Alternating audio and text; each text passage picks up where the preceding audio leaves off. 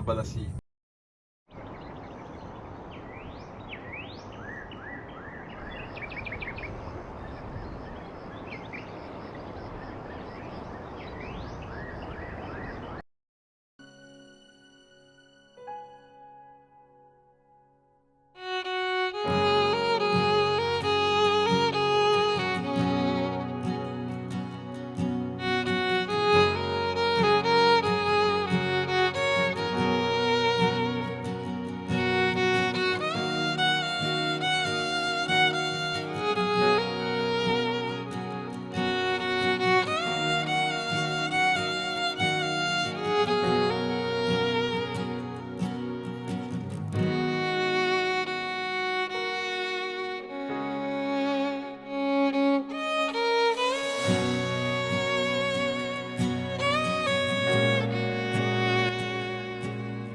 Ano na kami, magti 3 years sa January 2. Bali, nireto ng tita ko. Dating barkada, tas tita ko na.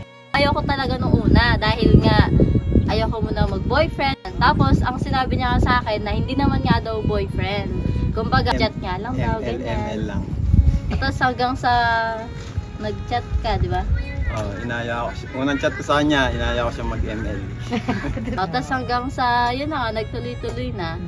Hanggang sa nanligaw na nga siya.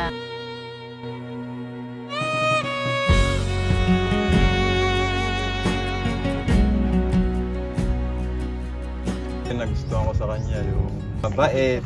Oy. Tapos, Talaga ba? ano, maintindihin.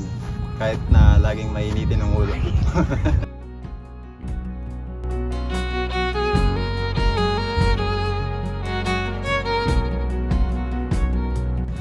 Eh ako naman, ano kasi, no, simula nung nanligaw siya, nung nagpaalam siya kay Apo, ano siya talagang consistent hanggang nung naging boyfriend ko siya. Ganun consistent pa rin yung every week nasa bahay talaga siya. Tsaka ang naano ko talaga sa kanya, umpisa pa lang kasi sinabi ko na kailangan mapasagot niya si Apo bago ako.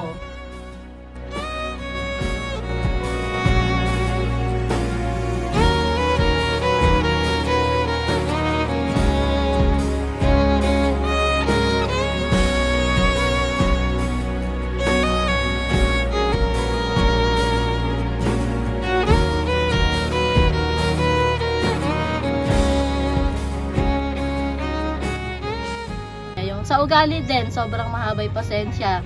Kahit, kahit laging mainit yung ulo ko, yun, sobrang haba ng pasensya niya. Sa ugali, yan.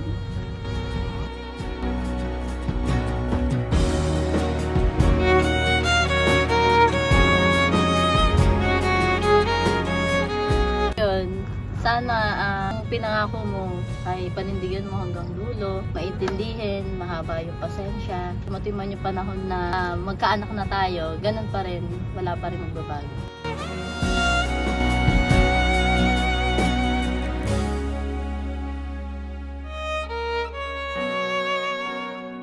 Sana wag kang magsawa sa ugali ko.